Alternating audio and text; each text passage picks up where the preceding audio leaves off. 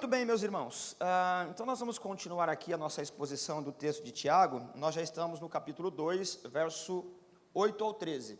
Eu vou fazer uma leitura e aí em seguida eu vou trabalhar os versículos. Semana passada eu trabalhei à noite o capítulo 2, do 1 ao 7, ok? Então agora nós vamos fazê-lo no período da manhã.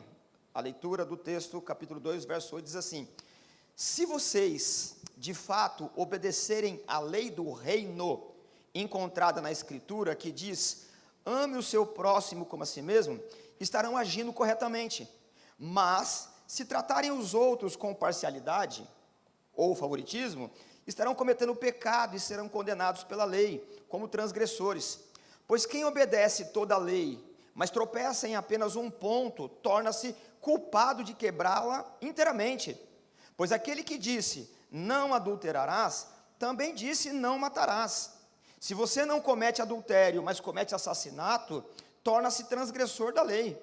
Falem e hajam como quem vai ser julgado pela lei da liberdade, porque será exercido juízo sem misericórdia sobre quem não for misericordioso, ou não foi misericordioso, pois a misericórdia ela triunfa sobre o juízo.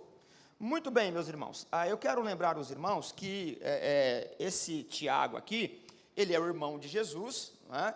Então ele tem toda uma cultura judaica, herança do judaísmo e herança também do ambiente familiar. E quando nós lemos, por exemplo, isso aqui eu estou trazendo novamente a discussão aqui para a reflexão, quando nós lemos, por exemplo, capítulo 1, ou parte do capítulo 1 de Lucas, que nós temos ali um texto que a gente é conhecido como o Magnificat, é um hino, que é o Cântico de Maria. O conteúdo teológico, escriturístico por Maria, naquele texto, que ela está louvando a Deus por ter sido agraciada.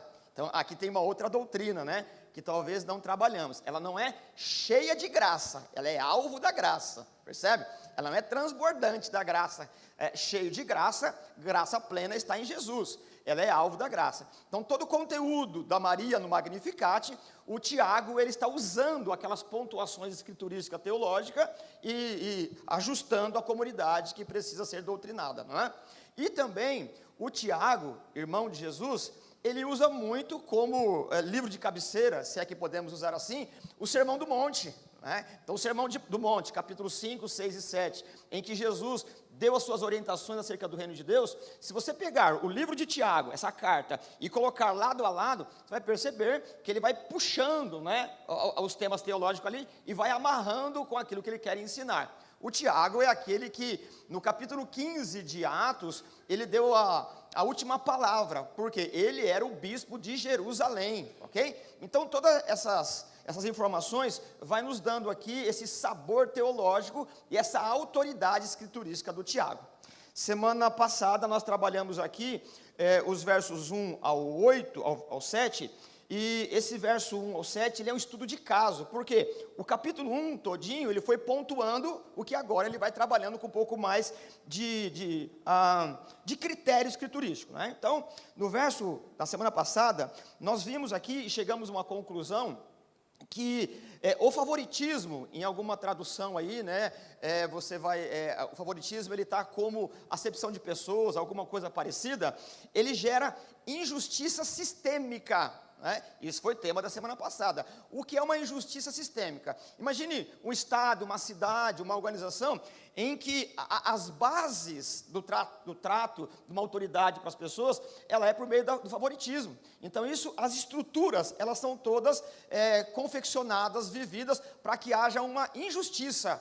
Ou seja, as pessoas que estão na base, que não têm voz, que não têm a capacidade de se manifestar, elas vão ser sempre massa de manobra. Isso gera uma injustiça sistêmica, não há como transcender a isso. Quer ver um exemplo? Você e eu nos sentimos injustiçados em muitas coisas. Impostos que vêm assim, exageradamente do governo, obras públicas, essas coisas todas. Você vai reclamar para quem? Sai gritando aí na rua, ver se vai dar certo. Não tem jeito, irmãos, não é? Não tem como. Então isso é o quê? É uma injustiça sistêmica. E o texto nos ensinou que quando essa injustiça sistêmica ela é instaurada no âmbito governamental, eclesiástico, da vida como um todo, ela é uma blasfêmia contra Deus. Então, blasfêmia contra Deus não é apenas verbalizar uma palavra de ofensa a alguém. Praticar o favoritismo também é uma blasfêmia contra Deus.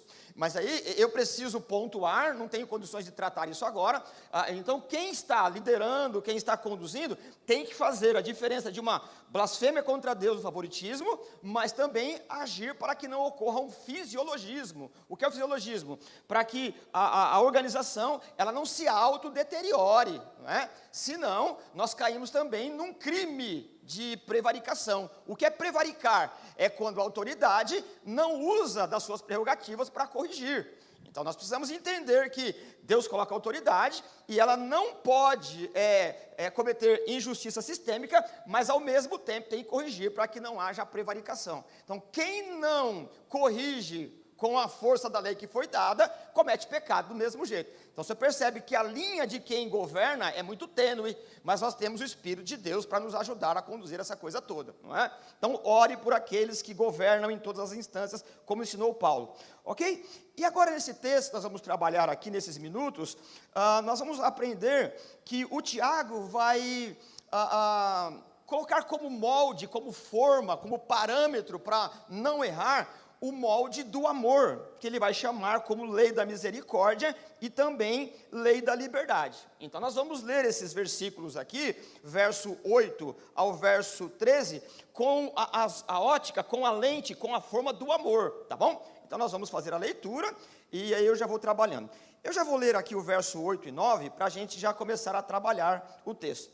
Só que eu quero chamar a atenção, você vai perceber comigo, essas questões de nuances gramaticais, que isso é importante. E é claro que isso é um papel que é meu, né? Eu preciso fazer isso.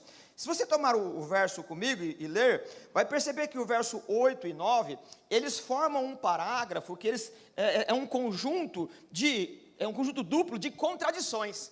E como é que eu sei isso? Basta ler o texto. Olha a primeira palavrinha do verso 8, se. Então, ele está argumentando com aquilo que falamos a semana passada, que em algum momento eu dou uma lidinha aí para a gente retomar. Então, se, aí ele argumenta. Mas se você ler o verso 9, ele vai dizer assim, ó, mas se. Percebe? Então, você tem o quê? Duas linhas, ele argumenta, se você fizer isso, a consequência é isso, mas se fizer aquilo, a consequência é aquilo outro. O verso 8, e eu leio agora, diz assim, ó, se vocês de fato obedecer à lei do reino, encontrada na Escritura, que diz, ame o seu próximo como a si mesmo, estarão agindo corretamente. Então, se fizer isso, estará agindo corretamente.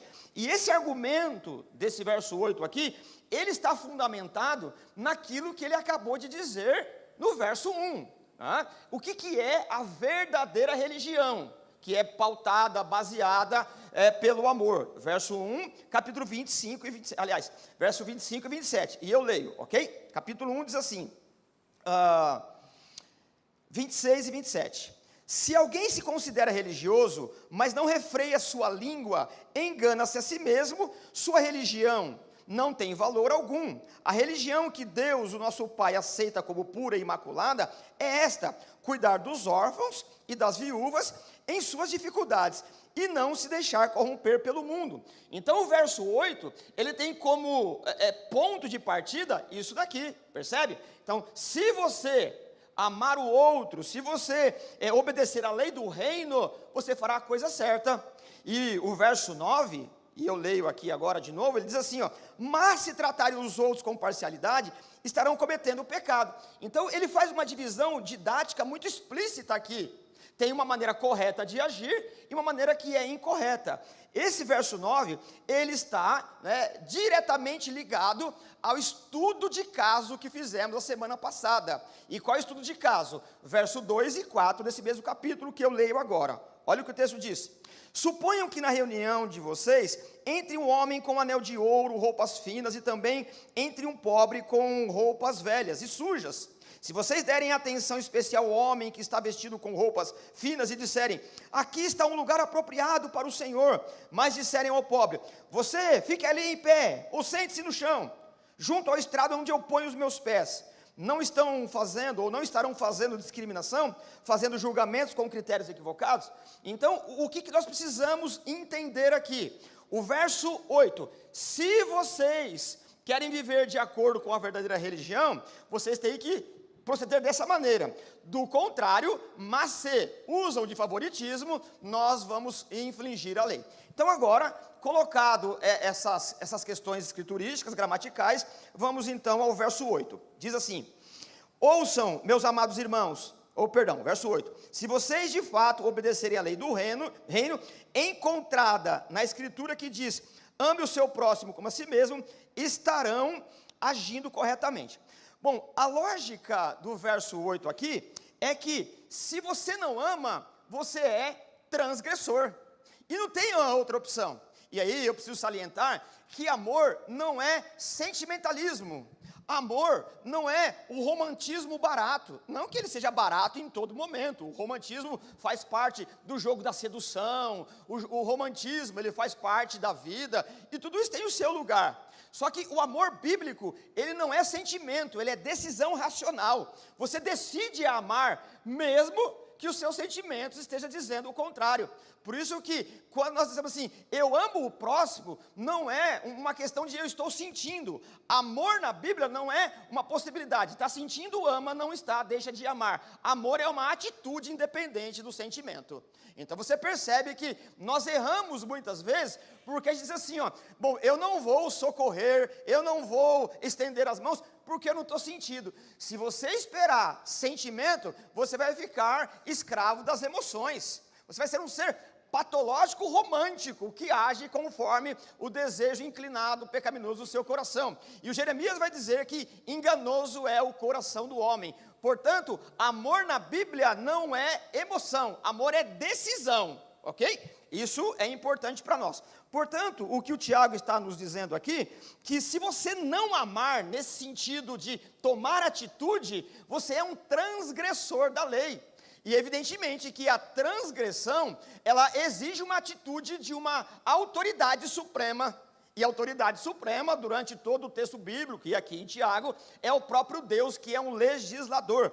Então o Tiago, ele está nos ensinando aqui, que o jeito de cumprir a lei é observá-la na prática. E aí eu me lembro também do finalzinho do capítulo 1, em que ele vai dizer assim, a verdadeira religião é essa, aquela outra, ou seja, socorrer esse e aquele nas suas dificuldades, guardar a língua e não se corromper pelo mundo. A ideia da religião aí, ela tem uma ideia de prática, de procedimento. A ideia do culto, e a gente sempre tem esses momentos, né, que louvar a Deus para nós, no senso comum, ela tem uma ideia de todos em unanimidade ou em coro, nós cantamos um hino entoando uma gratidão. Isso é uma celebração, isso é louvor, mas a ideia da adoração da Bíblia, do Evangelho, do Reino de Deus, ela não diz respeito a uma canção, ela diz respeito da praxis. Como é que você adora? Você adora enquanto está vivendo de acordo com aquilo que a Bíblia determina. Portanto, o culto da celebração, ela tem hora para começar e para acabar. A adoração não, ela começa quando você nasce de novo e ela não vai terminar nunca mais. Portanto, a verdadeira religião e adoração, ela não é uma expressão labial, não é expressão de alma poética de adoração. Não que isso não seja importante, não que isso não seja profilático, que nos ajuda a vencer nossos traumas, tudo isso é maravilhoso, e é também uma declaração pública da fé, mas a verdadeira adoração, ela diz respeito no modus operandi da vida, a cada ato de misericórdia, a cada renúncia da nossa carne, da vontade humana, nós estamos adorando ao Senhor. Por isso que o Paulo, ele vai dizer, quer comais, quer bebais, façais para a glória do Senhor. Por isso que semana passada nós trabalhamos o texto aqui, lemos um texto de Isaías, no capítulo 1, em que Deus diz para aquela comunidade, dá para fechar a igreja, porque eu não aguento mais vocês erguerem a mão, falar um monte de palavras bonitas, mas vocês estão abandonando aqueles que precisam. O texto, ele é firme e forte Deus, ele diz de uma forma figurada, dá vontade de vomitar, estou com náusea, porque vocês erguem a mão, mas quando fecham as portas, vocês estão trocando soco um com o outro, percebe? Então, adoração não diz respeito a um sentimentalismo, é uma praxe da vida, e é justamente o que o Tiago está dizendo aqui para nós. Nós precisamos viver de acordo com essa adoração, senão nós somos transgressores. E aí, irmãos, dá um frio na espinha, porque todos nós somos assim. E, aliás, como eu já disse, é a questão do Sermão do Monte. O resultado do Sermão do Monte, não é? Lá no capítulo 7, como é que o texto termina? Pedi, pedi, dar-se-vos-á. E aí a gente acha que Deus está dando um cheque em branco para você pedir o que quer. Mas não tem nada a ver isso daí. O texto, Jesus está ensinando, como nós somos pecadores, ele nos coloca numa situação complicadíssima, que não temos como resolver. E aí ele diz assim, eu sei que você não pode resolver, mas pede e eu vou te dar, bate que a porta vai abrir, insiste. E aí ele vai dizer, né, ajudado pelo Lucas, que o que ele vai dar é o Espírito Santo para nos ajudar a cumprir a lei. Então, se você está frustrado na vida, porque tem pedido isso, aquilo, outro, né, e não tem recebido, o que o próprio Tiago vai dizer? Você pede, não recebe, porque pede mal. Você acha que o texto diz isso, mas o texto não te dá um cheque em branco para você escrever o que você quer. Ele está dizendo como é que nós podemos vencer a nossa própria carnalidade. É o que o Tiago está dizendo aqui para nós. Não é? O Tiago está nos ajudando a entender que o meio de demonstrar a nossa fé é por meio das obras. Texto ainda que nós vamos discutir com um pouco mais de eficiência. O que está acontecendo aqui? Esse verso 8, ele diz assim, se vocês obedecerem à lei do reino, e aí nós temos uma certa dificuldade, porque nós estamos distantes do texto. O texto foi escrito por uma comunidade, que quando ela lê, essa comunidade, ela tem a capacidade de interpretar. Irmãos, nós estamos longe dessa comunidade uns 2000 anos, não só de questão cronológica, mas nós estamos longe também de questões culturais. Então é claro que quem está recebendo a carta de Tiago, não tem problema hermenêutico, de interpretação, nós temos. É a mesma coisa, nós escrevemos um bilhete do nosso jeito de escrever hoje, e alguém daqui a 2000 anos lê-lo, não vai entender nada, porque nós sabemos o que cada palavra significa. Então, por isso que essa ideia de lei do reino para nós, ela pode parecer um pouco estranha, que fugiu do tempo e do espaço. O que ele quer dizer com lei do reino? O texto que nós lemos aqui, a gente vai perceber o tempo todo, que o Tiago, ele vai usar a palavra ouça. A palavra ouça, ela é um termo, a palavra hebraica, que significa shema. Ela está escrita lá em Deuteronômio 7. Ouça, ó Israel, o Senhor seu Deus é o único Deus. E ele dá instrução para escrever textos bíblicos na parede, no teto. Você está deitado, você lê nos umbrais, escrever no ombro, essa coisa toda. Então o shema, ela é uma instrução professoral para que a gente o tempo todo tenha o texto bíblico aos nossos olhos, para que a gente vá aprendendo. Percebe? Essa é a ideia do discipulado, da escola bíblica, da exposição bíblica, porque quanto mais informação do texto bíblico você tem, mais você vai agir de acordo com aquilo que é o depósito da sua mente e coração. Só que essa lei do reino, Jesus, ele incluiu também um texto de Levítico, capítulo 19, verso 18, que ele vai dizer que a lei do amor, ame o seu próximo como a si mesmo. Então, no Novo Testamento, e agora usado pelo Tiago, ele vai usar, a partir de Jesus, ele juntou, ele reuniu, ele atrelou, ele conectou o Shema, Deuteronômio 6, com Levítico 19, e você lembra do texto, eu passo a ler uma parte aqui. Por exemplo, Marcos 12, Jesus diz assim, de todos os mandamentos, qual é o mais importante? Alguém perguntou para ele, respondeu Jesus, o mais importante é esse, ouve, ó Israel, o Senhor é o nosso Deus, o Senhor é o único Senhor, ame o Senhor o seu Deus de todo o seu coração, de toda a sua alma, de todo o seu entendimento, de todas as suas forças. E o segundo é esse, ame o seu próximo como a si mesmo. Não existe mandamento maior do que esse. Então percebe? O Tiago está trabalhando toda essa questão e tem a intenção que nós aprendamos o que é a lei do reino, porque ele junta o Shema, a orientação, com o Levítico. Ou seja, o único mandamento está reunido aqui. Isso tudo quer dizer o que para nós? Que agir com favoritismo é contrário à lei do amor ao próximo. agir com favoritismo é uma insurgência. A palavra insurgência ela é muito importante para nós, porque insurgir é ir contra uma autoridade instituída. Quando nós estamos agindo em desconformidade com alguém que foi constituído com autoridade, nós cometemos pecado. O problema aqui, que não é, no texto de Tiago, não é alguém que foi constituído, mas é a própria Constituição. Porque desobedecer a lei do Shema, Deuteronômio 6, e desobedecer Levítico 19, não é ir contra uma autoridade que foi constituída por voto legal ou por aclamação, é ir contra o próprio Deus, que é o próprio legislador. E aí, irmãos, não tem primeira, segunda ou terceira instância, só é. Desobedecer isso daqui é insurgir-se contra Deus. Então você vai perceber que o Tiago, assim como Jesus no Sermão da Montanha, vai costurando os textos, vai explicando os textos, para nos colocar diante de Deus. E diante de Deus não tem justificativa, não tem argumento. A luz de Deus, a presença de Deus, a santidade de Deus, ela revela aquilo que de fato nós somos. E aí nós, ao insurgir contra esse rei, nós estamos cometendo uma transgressão. Insurgir-se é levantar-se contra essa autoridade que é auto-instituída. Deus é o legislador.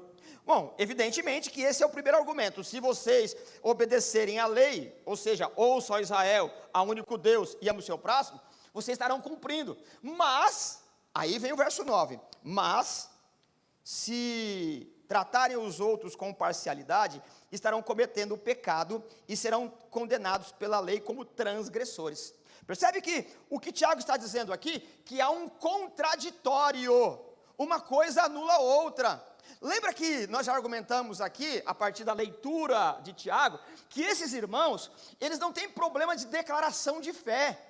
Esses irmãos confessam Jesus como Senhor, esses irmãos têm uma boa cartilha doutrinária, esses irmãos conhecem a fé, falam sobre a fé, mas na hora de viver, estão desprezando aqueles que são mais fracos, por puro favoritismo, por pura conveniência. Aliás, no texto do capítulo 2, como discutimos a semana passada, o Tiago vai dizer assim, ó, são esses que vocês favorecem que te levam aos tribunais.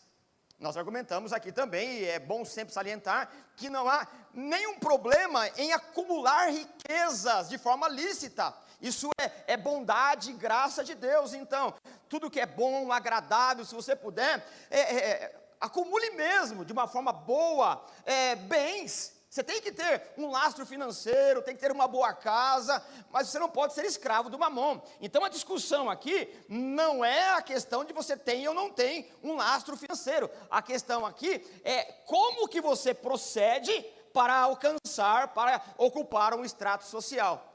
E o argumento do Tiago é mais ou menos assim: se Jesus, ele viveu na pobreza como opção ministerial, e vocês agem assim, ainda que declarem fé nele, se ele estivesse aqui, vocês também agiriam com favoritismo, porque ele escolheu a pobreza como opção ministerial. Então há uma incoerência. Se Jesus viveu assim, por que nós temos uma ojeriza, uma alergia, um ranço contra aquele que é pobre? Nós já discutimos também aqui que tem pobre que parece que é rico, e tem rico que vive de uma humildade bastante importante. Então você sempre tem que pontuar aqui, não é a questão econômica em si, mas o comportamento em relação a ela. Dito tudo isso daqui, irmãos, nós precisamos entender o quê? Que o Tiago, no verso 8 e verso 9, ele está estabelecendo um contraditório. Algumas pessoas elas são parciais e usam de favoritismo, e outros ama ao próximo. E ele está dizendo que essas duas coisas não podem ocupar o mesmo lugar, um lugar ao mesmo tempo. São coisas contraditórias. Se um é, outro deixa de ser. Se o outro passa a ser, não tem lugar para o outro. Percebe? Não há possibilidade dessas duas coisas coexistirem. É ou não é. Percebe? Ser, mas ser. Isso é muito importante para nós. O que o Tiago está dizendo aqui é, se você praticar a lei do reino, que é o Shema, ouça Israel e ama o seu próximo, você terá uma vida abençoada. Mas se você agir com parcialidade, você comete pecado. E pecado, ele tem uma condenação como transgressor. E lá mais adiante, nós vamos discutir lá no capítulo 4 de Tiago, verso 17, que o Tiago vai dizer assim, ó: quem sabe fazer o bem e não faz, comete pecado. E esse saber aqui, irmãos, não é saber intelectual, que também é uma coisa importante. Você sabe intelectualmente, escrituristicamente, mas há um bom senso, há um sagrado secreto de comunicação com Deus e cada um de nós, na individualidade, que nós temos um desconfiômetro, nós temos uma sensibilidade de discernimento. Pessoas que têm algum problema, precisa ser tratado, acompanhado por um profissional, esse tem assim um esgarçamento, né, de saúde, patológico, precisa ser resolvido. Mas nós, ou a maioria das pessoas, elas têm esse desconfiômetro, elas sabem que está fazendo certo ou errado, porque essa lei de Deus, antes de estar no papel, ela está na tábua do coração, como diz Paulo no capítulo 2 de Romanos, né? A lei de Deus, ela está no nosso coração, na nossa mente. Então nós sabemos que quem sabe fazer o bem e não faz, comete pecado. Esse contraditório é que os crentes, eles conheciam a lei, é o que nós vimos aqui no capítulo 1, eles eram seguidores de Jesus, contudo eles ultrajavam os pobres de forma deliberada, não acidentalmente, como a vida vai acontecendo, mas eles se programavam, maquinavam para como usar o outro em benefício próprio. E isso não é outra coisa senão o que está escrito no capítulo 1, verso 22, 23 e 24. Ouçam: sejam praticantes da lei, e não apenas ouvintes, enganando-se a si mesmos. Aquele que ouve, olha a palavra shema de novo aqui, ouve, ó Israel, mas não a põe em prática, é semelhante a um homem que olha a sua face no espelho, e depois de olhar para si, sai e logo esquece a sua aparência. O que o Tiago está dizendo para nós aqui? Que não basta você conhecer a sistematização doutrinária. E isso não quer dizer que não seja importante, mas ela tem que ter o quê? Um fator determinante na prática.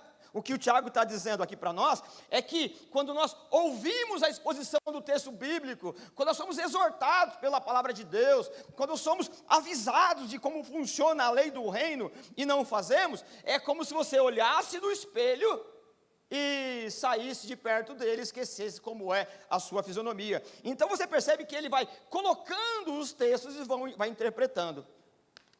Ou seja, o que Tiago quer dizer para nós é que quebrar um ponto da lei significa a reprovação da lei toda. É aquilo que nós chamamos, né, corriqueiramente, de efeito dominó. Você faz aquela pilhazinha, né, aquela ordem, um dominózinho após o outro de pé. E a gente fazia isso na infância, né? Quando estava tudo bonitinho, chegava um perverso, e dava um cutucãozinho e caía tudo, né, irmão? A gente já brigava por isso, olha, eu já transgredi a lei, faltou o amor, né? Mas, irmão, é difícil amar, né? Estava tudo bonitinho, chegava alguém lá, foi sem querer, não foi sem querer, né? Aí pronto, estabelecia o caos. E cada um de nós sabemos o que estamos dizendo aqui. A vida não é fácil. Como diz um amigo meu, a vida não é para amador, não é? Tem que ser profissional. O duro que o profissionalismo é difícil demais. O fato é que quebrar um ponto da lei significa reprovar em toda ela. Porque se a lei for resumida no amor, logo, tropeçou num, tropeçou em tudo. Não dá mais para dizer assim, ó, eu quebrei a lei A, mas não quebrei a lei B ou C. Ou eu quebrei o parágrafo tal, mas ficou todos os outros intactos. Não, não, não. O que Tiago está propondo aqui, a partir do Sermão do Monte, do Magnificat, é que quebrou um ponto da lei, quebrou tudo. Não há possibilidade, é tudo ou nada. Quebrou um ponto, toda a lei está fracionada, toda a lei está fragmentada e quebrada. Só existe uma opção, ou a pessoa é observante da lei ou é transgressora, é tudo ou nada. Um homem chamado Sêneca, e alguns de nós já ouvimos falar sobre ele foi um político importante no Império Romano, um pouco antes de Cristo, ele foi um grande filósofo, um grande orador. Ele disse alguma coisa mais ou menos assim: aquele que tem um vício, tem todos.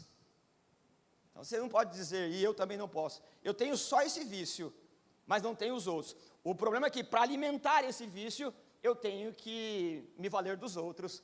Então, não existe alguém que tenha um vício. Se tem algum, precisa dos outros para sustentar esse que está reinando. E aí não tem como não concluir com a frase célebre do Evangelho: todos pecaram e destituídos estão da glória de Deus. Você vai percebendo que a intenção do Evangelho é demonstrar que não há saída a não ser aquela proposta pelo próprio Evangelho, o da justificação. Muito bem, vamos para o verso 10 então.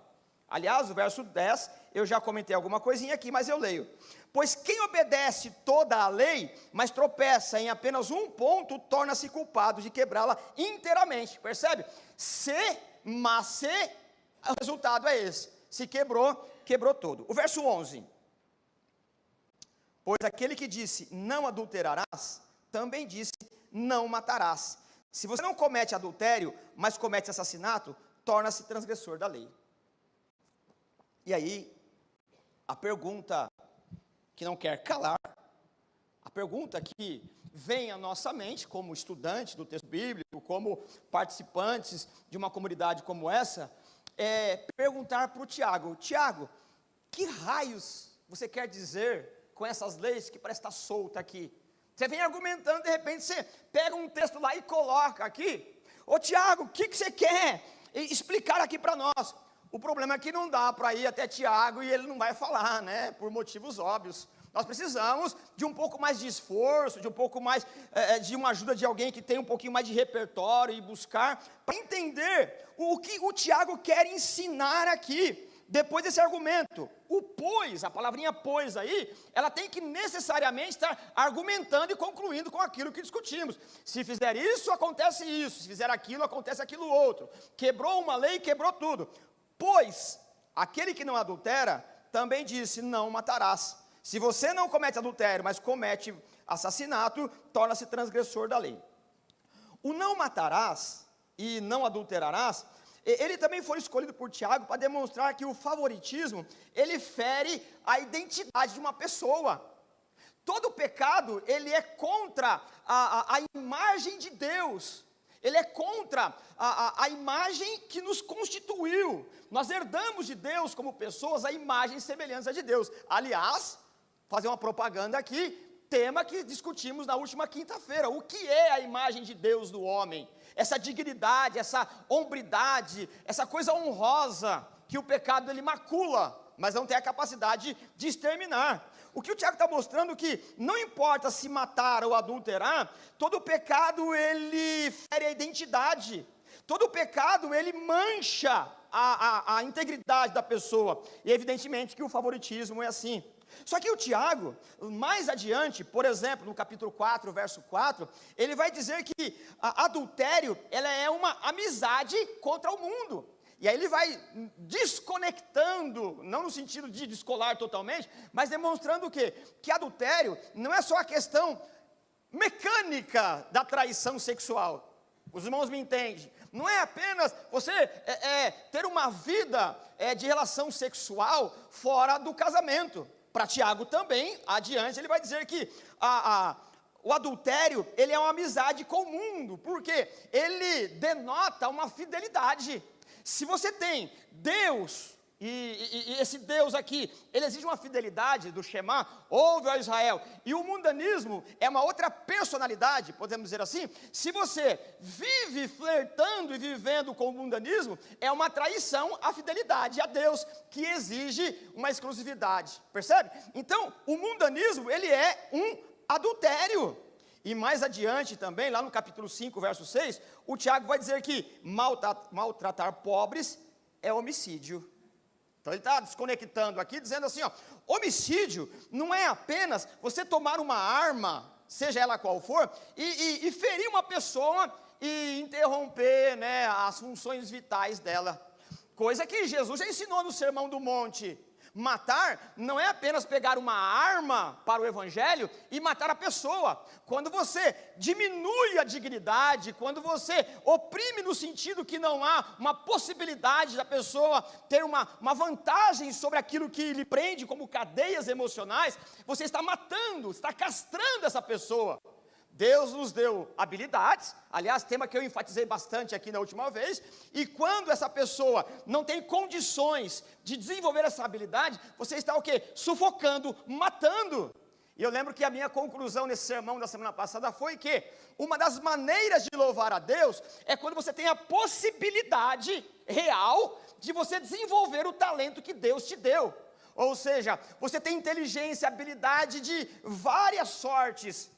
Quando você faz aquilo que você é bom e te dá alegria, no sentido de vocação, de habilidade, significa que você está louvando a Deus, porque foi Deus que te deu essa habilidade.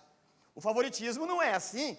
O favoritismo, ele castra, ele te coloca num calabouço emocional e vai te podando, vai te castrando a possibilidade de você ser bom naquilo que você poderia. Eu lembro que um exemplo que eu usei, né, e espero que os irmãos me entendam, no sentido do meu ponto de vista muito particular, é que às vezes a gente sai num lugar como esse, hora do almoço, a gente encontra nas esquinas aí um jovem, alguém segurando uma placa. Não que isso seja desonroso por si mesmo, ele está ganhando dinheiro ali, mas ele vai ganhar ali uma raçãozinha diária, que vai ser gasto à noite com qualquer coisa, e ele não tem tempo mais de ler, de estudar, de fazer isso ou aquilo. Ele é um outdoor ambulante.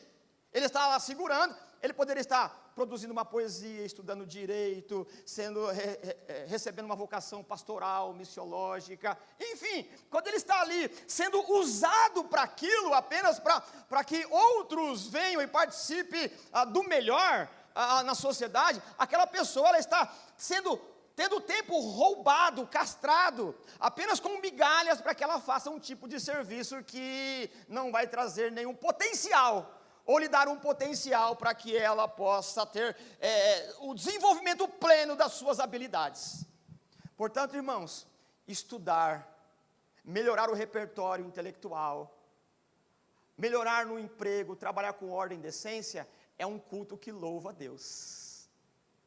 Se você diz assim, eu nunca tive a oportunidade de pegar o microfone na igreja e cantar um hino. Olha, irmãos, alguns de nós, graças a Deus que não teve, né, porque... entende, né? Eu tinha um amigo, tenho ainda, ele diz assim, ó, Deus chamou alguns para ser canarinho, mas a maioria é pardal. Entende, né? Mais ou menos isso. Então, não significa que a participação no reino de Deus significa uma atividade na igreja. O reino de Deus exige que você, porque recebeu competências do Criador, você pode expandi-la. E toda vez que você expande, você está adorando a Deus. Por isso que a verdadeira religião é o que? É um crescimento da prosperidade, do capital intelectual, moral, da habilidade que Deus te deu. Então progrida para a glória de Deus. E Paulo vai dizer, né, num outro contexto, mas ele diz assim, ó, quisera eu que você estivesse reinando mesmo, quisera eu que estivesse ocupando lugares estratégicos da sociedade, porque em fazê-lo, e aí eu estou parafraseando, você está cultuando a Deus. Então, se você é professor, seja o melhor professor. Se você é investidor, seja o melhor investidor. Se é empreendedor, o melhor empreendedor. Não importa o que você seja, quer comais, quer bebais, façam para a glória do Senhor. Então, nós não podemos, por meio do capitalismo exacerbado, por conta da opressão do mamon, do dinheiro que nos oprime, abrir mão de uma competência que Deus nos dá.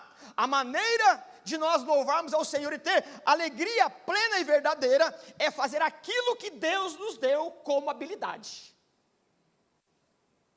E o favoritismo, ele castra isso. Por isso que é injustiça sistêmica. Você nunca consegue usar plenamente os dons que Deus te deu. É o que Tiago está dizendo. Isso aí é matar. Tiago está preparando os seus leitores, e agora os seus ouvintes, citando que não importa dizer que você nunca adulterou. Não basta dizer que você é fiel no casamento.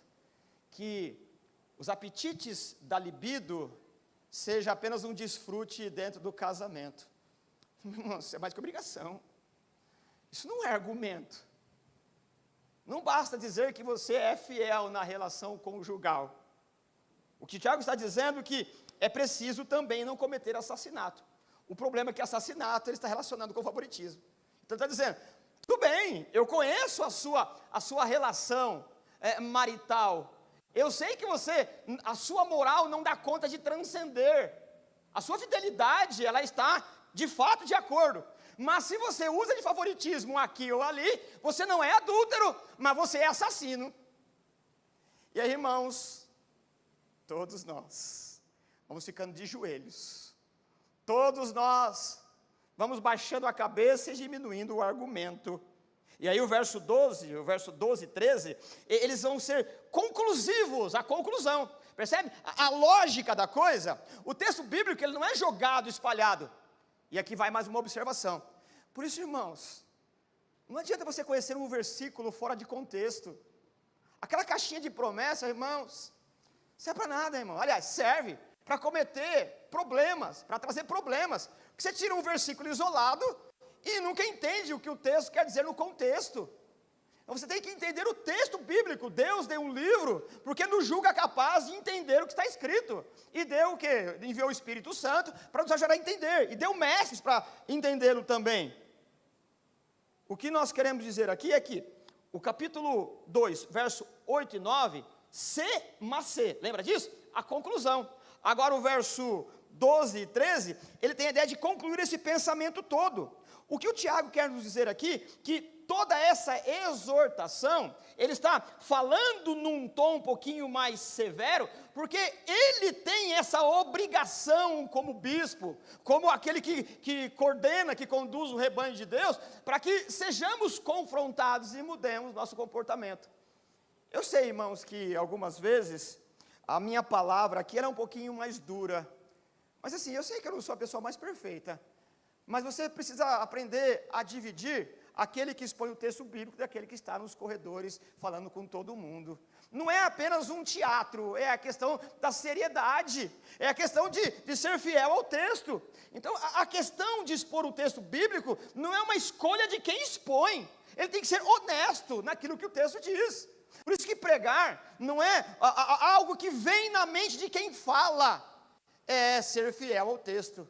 Por isso que às vezes há uma severidade no tom de voz, mas uma igreja madura é aquela que aprende a fazer uma certa dicotomia, no sentido não de separação definitiva, mas entender que a exposição bíblica, ela tem uma maneira de ser feita, e a relação da comunidade, ela tem outra. Mas é claro, quem também está fazendo isso tem que ter a maturidade de sofrer o julgamento, que aliás o Tiago vai dizer mais adiante, né? Aquele que conhece mais a lei vai sofrer o quê? Mais, não condenação, a palavra que ele usa é mais crítica. Não é uma crítica eterna, mas a crítica social. Porque expor a palavra de Deus, ela vai criando comichão, como diz Paulo. Então o que ele está dizendo aqui agora, é que ele está concluindo o que ele diz, verso 12, vamos lá. Falem e hajam como quem vai ser julgado pela lei da liberdade. E aí vem mais 2 ou 3 palavrinhas aí que precisam ser entendidas. A ideia de falar e agir, ela significa a mesma coisa do capítulo 1, verso 22, que eu já li e leio de novo, olha só. Sejam praticantes da palavra e não apenas ouvintes. Então percebe, a conclusãozinha do que ele está dizendo aqui, o verso 12, falem e hajam, no sentido, você não pode ouvir, depois sair da frente do espelho e esquecer. Você tem que falar e agir. A ideia de falar e agir também aqui, ela também está ligada ao Shema, ouça, ó Israel. Quando você ouve aquele processo mental, intelectual, que você fala, e depois do que você fala, ela determina como você vai agir. Por isso que, verso 12, falem e hajam como quem vai ser julgado pela lei da liberdade. E aí essa palavrinha aqui, né, falem e hajam, é a lei, ou seja, sejam praticantes. E julgamento pela liberdade, ela parece estranha e desconexa também. Mas o Tiago ele vai usando algumas coisas aqui, e a lei da liberdade, ela tem sido entendida pelos expositores bíblicos, pelos aqueles que estudam o texto, como a lei do amor. Percebe? Então, lei da liberdade é a lei do amor. E aí eu não tive como não lembrar do célebre Agostinho de Hipona. Ele tem uma frase célebre. Ele diz alguma coisa mais ou menos assim, acerca do amor. A medida do amor é amar sem medida. Olha que coisa maravilhosa. Qual a medida do amor? Amar sem medida. É o que ele está dizendo aqui. Se há uma lei da liberdade, qual é a medida de amar? E nós somos bons em amar com medida. Não é assim? Eu amo até aqui. Lembra que amar não é emoção. Amar é atitude. O que está dizendo? Ó, há uma lei da liberdade. Essa lei da liberdade, eu estou parafraseando, usando o Agostinho. Ele diz, a medida do amor é amar sem medida. Irmãos, como amar sem medida nos fere. Como amar sem medida nos constrange. Como amar sem medida é uma violência interna. É uma crise de identidade dentro de nós. Porque nós temos os nossos padrões e os nossos limites. Esse não dá mais. Nós somos assim.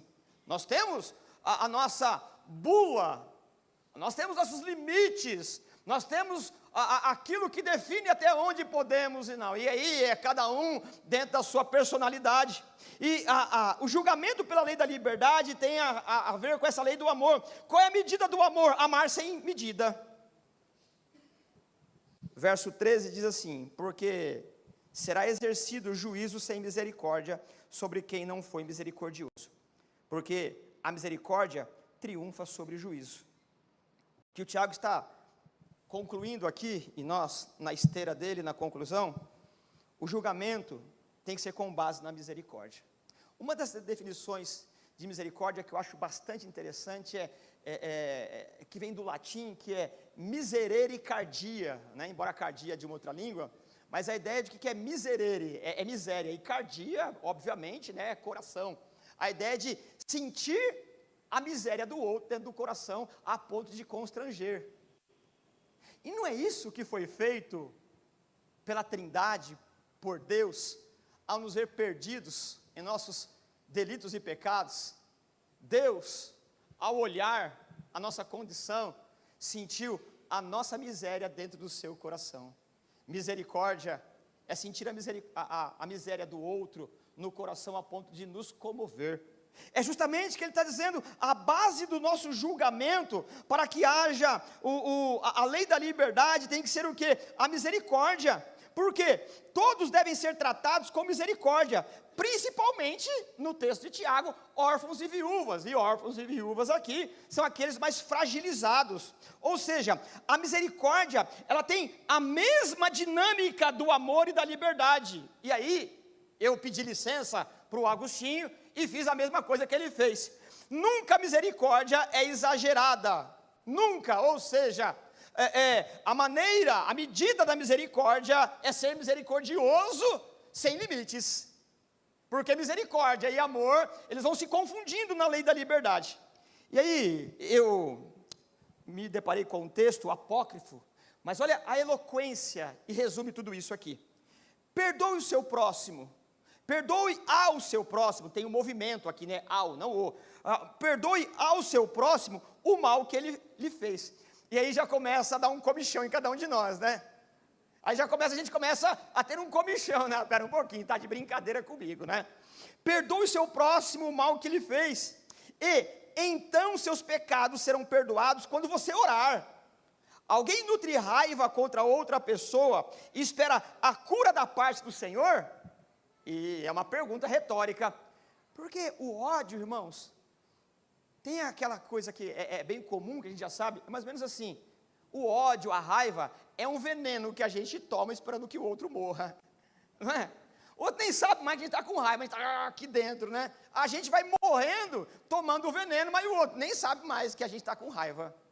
Então, é o quê? É um benefício para nós. Resolver a coisa toda, deixa a coisa para lá, no sentido não de resolver, mas no sentido de ela não te dominar. Então, serão perdoados quando você orar. Quando nutre raiva contra outra pessoa, espera a cura da parte do Senhor. Se alguém não tem misericórdia de outro, como ele mesmo poderá buscar perdão pelos seus pecados?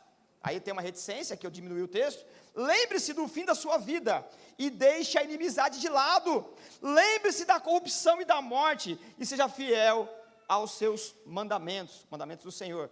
Irmãos, não são todos, mas um percentual importante aqui, irmãos, não é uma notícia muito boa que eu vou dar. Você já viveu mais do que vai viver.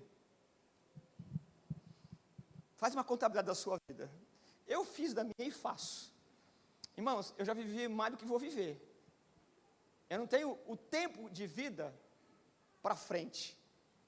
Então, você não pode perder esse pouco tempo de vida estagnado por conta das cordas da raiva que te amarra.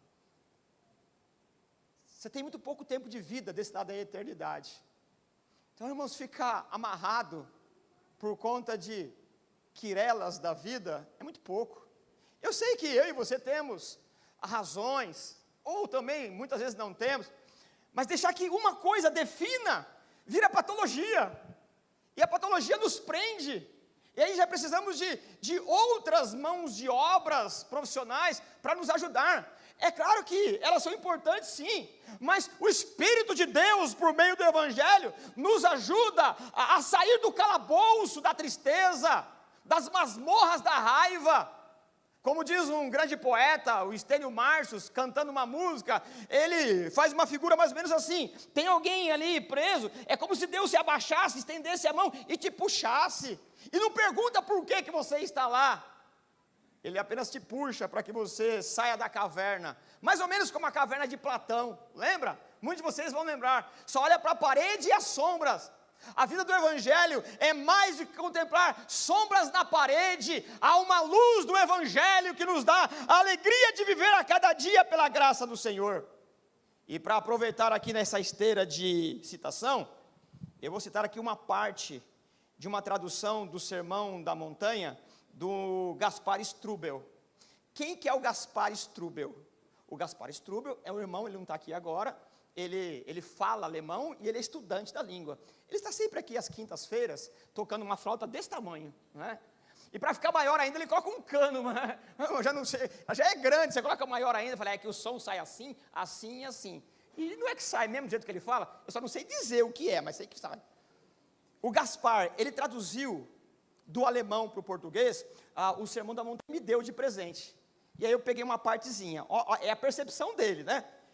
Perdoa-nos as nossas culpas, naquilo que estamos em dívida, Senhor, para que elas não desolem mais, nos desolem ainda mais. Ou seja, o que ele está dizendo aqui, na sua capacidade poética de visão de mundo, é o quê? Que a culpa, ela nos desola, a culpa, ela nos prende, a culpa, ela é uma masmorra mental que nos isola, ou a ira, né? Essa coisa toda aqui. Então, que Deus nos perdoe, não em benefício do outro, mas em benefício de nós mesmos, que ficamos amarrados. E ele continua, como nós, Senhor, gostamos de perdoar as culpas e erros dos nossos devedores.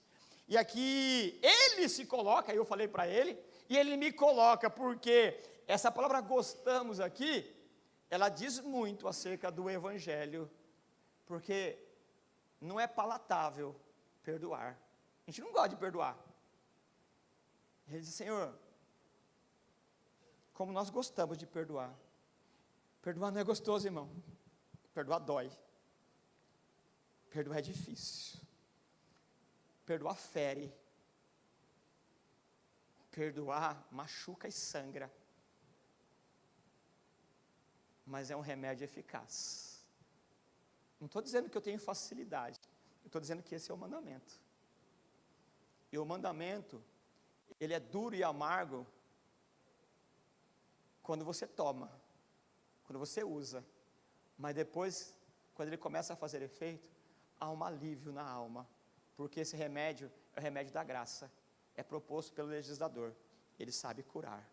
O perdão não diz respeito ao outro, diz respeito à sua dinâmica de vida. Perdoa e vai ser feliz. Saibamos avaliar numa medida justa, em que cada coisa da vida vai sendo resolvida da maneira correta. Por isso que a proposta do Evangelho não é viva você mesmo. A proposta do Evangelho é viva a partir do Espírito Santo que age em você. E aí, terminando, o que o texto diz para nós? Essa é uma palavra que vem, não digo assombrando, mas me incomodando. Verso 13. Porque será exercido juízo sem misericórdia, percebe? O juiz não tem misericórdia, ele vai a partir da lei. Não há juízo sem misericórdia sobre quem não foi misericordioso. Aí ele termina, a misericórdia triunfa sobre o juízo. E a minha pergunta em oração, no dia a dia, o que significa a misericórdia triunfa sempre sobre o juízo? O que significa que a misericórdia, ela prevalece sobre o juízo? E é claro que eu precisei de alguns dias de informação e graça de Deus. E aí eu descobri que a palavra triunfa aqui, ela vem do mundo do combate romano. Sabe os gladiadores? Inclusive você tem o triunfo da vitória, que é aquela marcha, aquela procissão, celebrando quem venceu. A palavra que aparece é técnica, ela diz isso. Ela é como se fosse uma personalidade, o triunfo, que fica de pé, batendo no peito com o punho cerrado, transmitindo gesto de segurança e conforto. Então, mais ou menos assim, o triunfo é como se fosse um homem, ele fica de pé, diante de uma comunidade, de uma plateia, de um estádio, e bate a mão no peito, assim, com a mão cerrada, e batendo, assim, comunicando segurança e conforto. Ela é a postura de um vencedor, de um gladiador, quando subia sobre o oponente derrotado na arena. Lembra dos jogos da arena romana? Você tem lá 2 sujeitos brigando. Por quê? Nem eles sabem, porque o César mandou, não é? É interessante, cômico se não fosse trágico, ou trágico se não fosse cômico. Aqueles que iam lutar, eles estendiam a mão para o César e diziam assim, César, aqueles que vão morrer te saúdam. Legal, né? Ô César, obrigado aí, nós vamos morrer, tá bom? Estamos te dando saudação. E eles brigavam ali, e depois que um derrotava o outro, colocava o pé sobre o outro, erguia a mão e batia a mão no punho, ou seja, eu triunfei. O que o Tiago está dizendo é que, de fato, a justiça nos condena. Não há ninguém que nunca usou de favoritismo, não há ninguém que consiga viver nas linhas do Evangelho de forma correta, ninguém que consiga não adulterar e não matar. Sempre tropeçamos aqui e acolá, nós estamos inclinados à injustiça, é isso que o Evangelho nos mostra, mas o Tiago termina esse texto demonstrando que Deus olhou para nós e na cruz exerceu a misericórdia, em detrimento da justiça, porque se fosse por meio da justiça de Deus, nós estávamos perdidos, destinados ao inferno, vivendo uma vida de luta na arena do pecado e do mundanismo, acossado por Satanás.